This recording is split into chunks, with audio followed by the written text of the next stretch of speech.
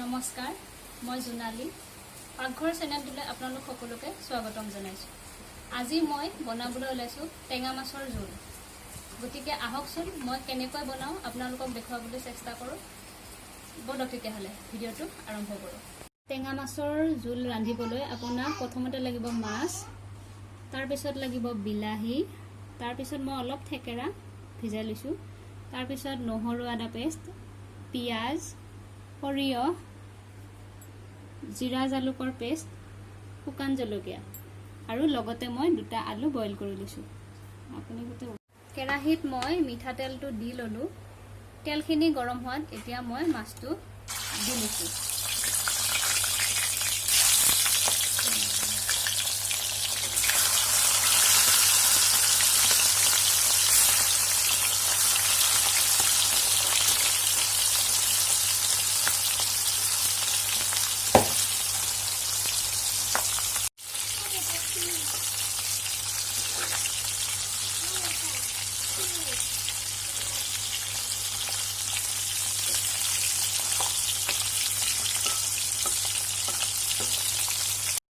মাছটো ভালকৈ ভাজা হোৱাৰ পিছত মই এতিয়া মাছটো নমাই লওঁ।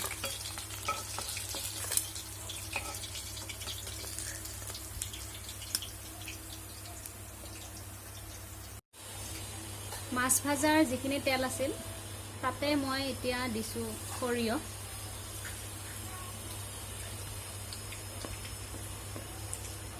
শুকান জলকীয়া, এইখিনি অলপ ভাজি ল'ম ভালকৈ।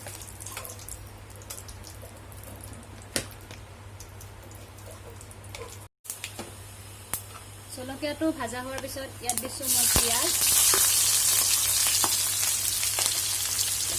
পিঁয়াজটো ৰঙচুৱা হোৱালৈকে ভাজি ল'ম।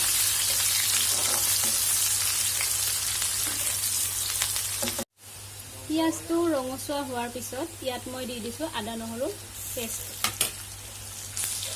এতিয়া এইখিনি ইয়াৰে লগতে ভালকৈ ভাজি ল'ম। নহৰু পেষ্টটো ভাজি হোৱাৰ পিছত তাতে দিছোঁ মই বিলাহী। ইয়াত মই এটা বিলাহী কাটি লৈছিলোঁ। আপোনালোকক যিমান লাগে এটা দুটা আপোনালোকে অনুমান কৰি দি ল'ব পাৰে।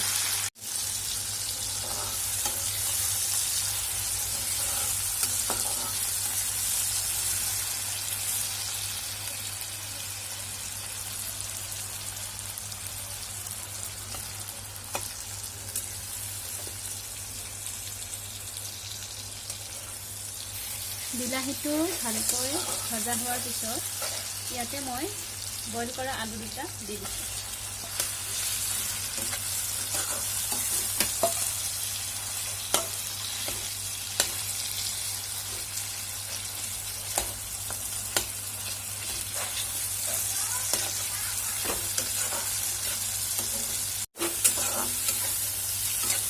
আলুটো মই ভালকৈ হেতাৰে গুড়া কৰি ভাঙি দিছোঁ।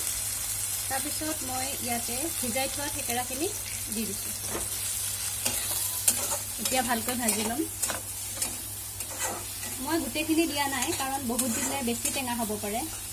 আঞ্জা যিহেতু বহুত বেছি নহয় সেইকাৰণে অলপমানহে দিলোঁ ইয়াৰ পৰা। আপোনালোকে যিমান টেঙা খায় সেই অনুপাতে দি ল'ব। হালধি,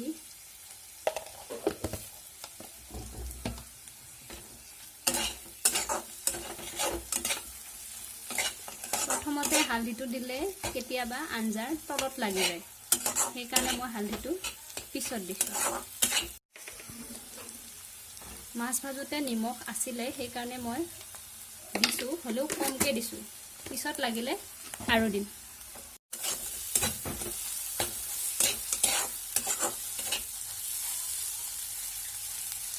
এতিয়া ভাজা ভালকৈ হৈ গৈছে।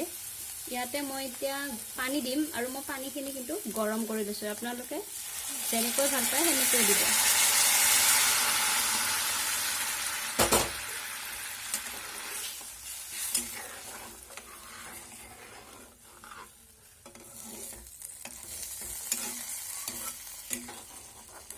আৰু এতিয়া অলপ সময় উতলিব দিম।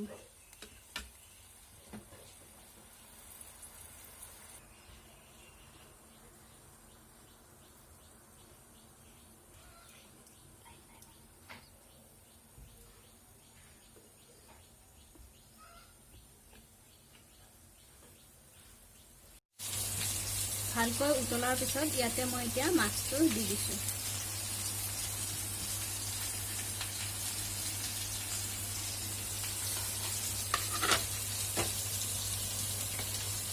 এতিয়া আৰু অলপ সময় উতলিব দিম।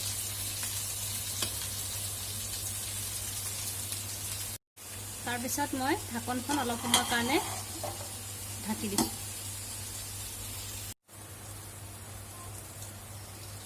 এয়া এতিয়া মাছৰ জোল ৰেডি। চাওক, দেখিবলৈ বিৰাট ধুনীয়া হৈছে, খাবলৈও জানো ভাল লাগিব। আপোনালোকেও এনেকৈ বনাই খাব পাৰিব।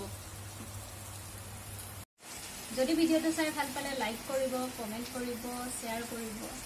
আজিলৈ ভিডিঅ'টো ইমানতে সামৰণি মাৰিছোঁ। ধন্যবাদ।